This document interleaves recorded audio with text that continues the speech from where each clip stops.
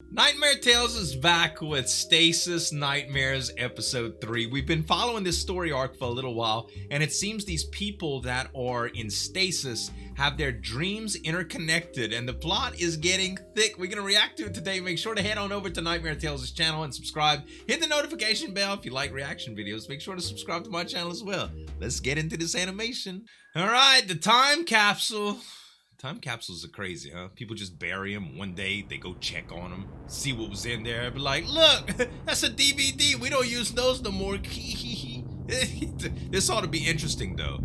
Could be some creepy stuff. Gloria Aquino, deck officer on the spaceship's flight crew, finds herself in the small American city of Oak Ridge, Tennessee in the year 2059. All right, little Tennessee gal. As a member of the city government's public relations department, she is playing a key role in the preparation of the 100-year anniversary of the city's inauguration, which involves unearthing a time capsule that has laid dormant since 1959. That's good. There is some old lore surrounding the time capsule, and that it is not exactly known why it was placed there, or what the contents are within it either. Library archives of the day it was buried are intriguingly scarce, with entire sections of old newspapers having been removed. They in what appeared to be an attempt to almost erase the entire event. It looks like they might have just tried to edit the info. The 100-year anniversary would have possibly gone by completely forgotten had it not been for a team of hospice staff clearing out the possessions of a deceased resident and finding a series of photographs of the event in a photo album. Some older person passed the event away showed and they the city found mayor their and what appeared to be other dignitaries standing alongside the capsule prior to its descent into the earth below. So that was when they actually buried the capsule? A small newspaper clipping detailed some of the items that lay within. A wristwatch, a pipe and tobacco, a map of the city, and several other ordinary items of the time. So there's some kind of coat of arms. However, one item in particular stood out to them all, and it was some form of carving showing a horned owl hovering over a house. That almost looks like one of the ladies who had Cherokee Indian ancestors was horrified at the sight of this, and once calmed down explained that it was an extremely bad omen and should be left where it lies at all costs. Some people call it superstition, the but some of those legends was run insane deep to buy into into such superstition, and were quick to present their findings to the city officers so it could be added to the promotional material for the centenary event. Right. Gloria was somewhat taken aback by this find, and raised her concerns with the mayor immediately, recommending that the event be cancelled. It might be like an unholy artifact. Word spread quickly about the potential contents of the time capsule. Some of that stuff's and the principal chief of the Cherokee tribe condemned the event.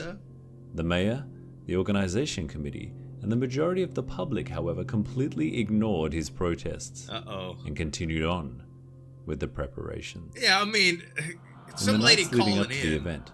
Odd things began to happen around the town. You can't open that time capsule. Car accidents had increased in frequency, as did workplace accidents and injuries. All right. Many put this down to people being preoccupied with the pending celebration.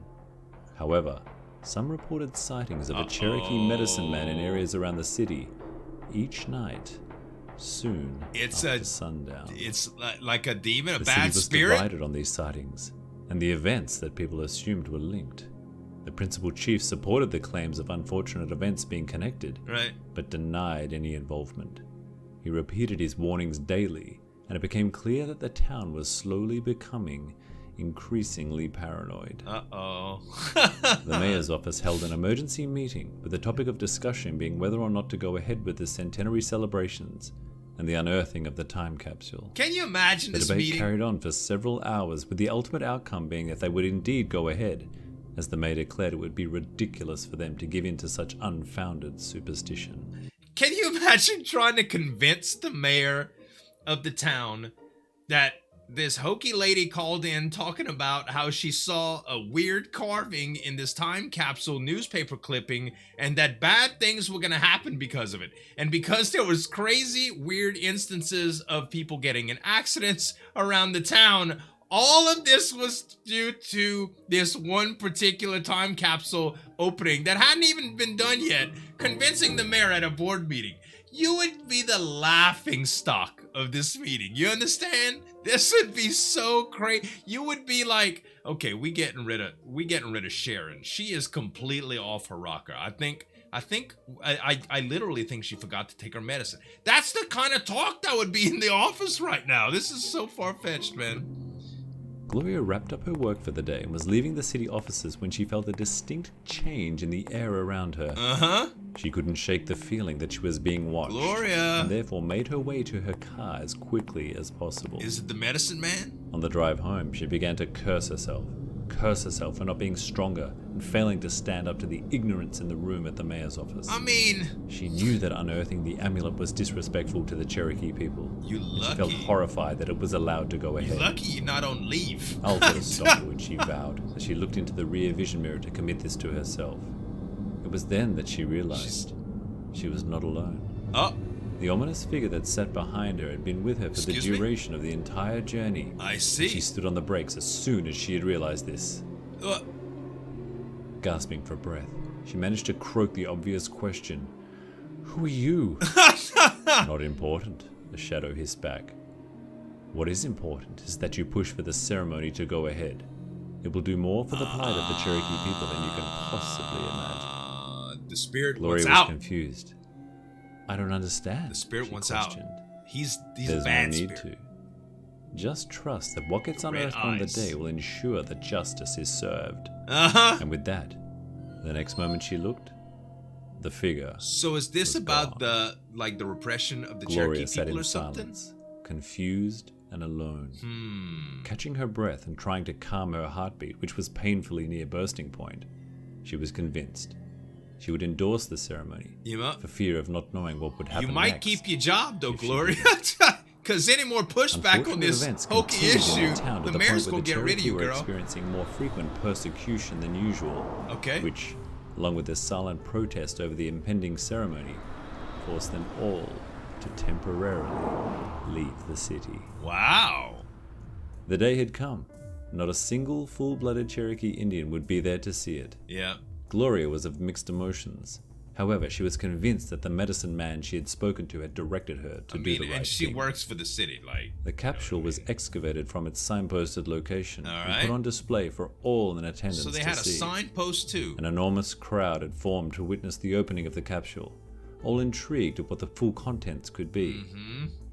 The afternoon sky gradually darkened over the city of Oak Ridge people still gradually moments prior to the capsule being unlatched.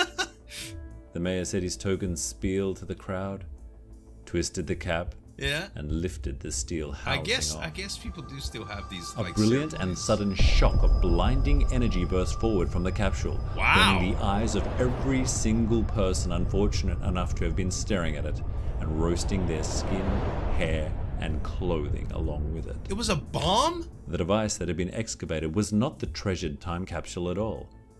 That was actually still safe and secure much further down in the ground. The heck? The crew tasked with the excavation duties had come across, unbeknownst to them, one of the dozens of buried experimental nuclear devices, clumsily hidden soon after the Second World War had come to an end.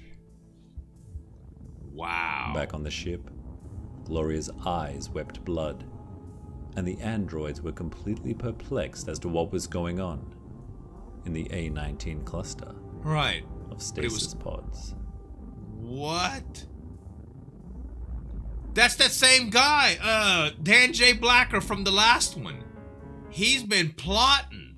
Yo, this is so Dan, he was somebody that was trying to cause a lot of bad stuff in the last one too. And this time it had to do with an act of terrorism. Kind of strange how there was a nuclear device that was buried and they didn't recognize that it was a time capsule. Was it disguised? That's so weird, dude. At any rate, guys, this was a very cool animation and a good story that's ongoing. Make sure to check out Nightmare Tales and a couple other reaction videos that I think you'll like. Thanks so much for watching. As always, this is Zueljin signing off. We'll see you next time.